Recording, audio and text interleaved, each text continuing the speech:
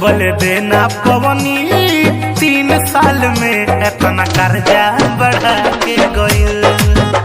आई नहीं तई में ऊ 4 दिन खातिर बाकी हल्का मचा के गइल।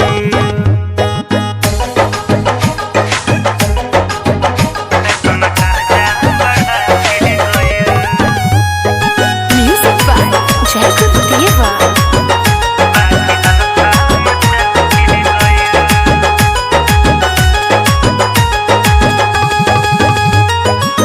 बतिया में ओकरे हम गईनी लो भाई, हो गई प्यार छुटल पढ़ाई लिखाई।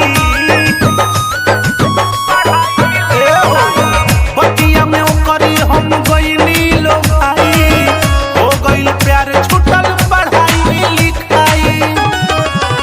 रोग ऐसन धरा के गइल, नाही चुमो चिखा के गइल।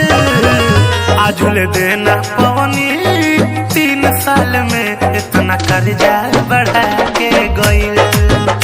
आई रही तई में ऊ 4 दिन खातिर बाकी हल्का मचा के गइल।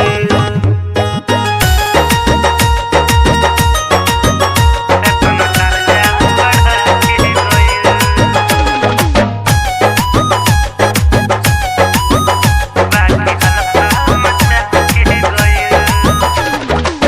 फेरा में पड़ल रहले गुरु देवा, कहियो न कर देहल सुनका के सेवा। अरे राजवीर लाल के साली रहे उ। फेरा में पड़ल रहले गुरु देवा, कहियो न कर देहल सुनका के सेवा। अभिषेक से झुरा के गइल, बांधल पगहा तुरा के गइल। ताकते रह गइले सूरज भाई हो, उनके अंगूठा दिखा के गइल।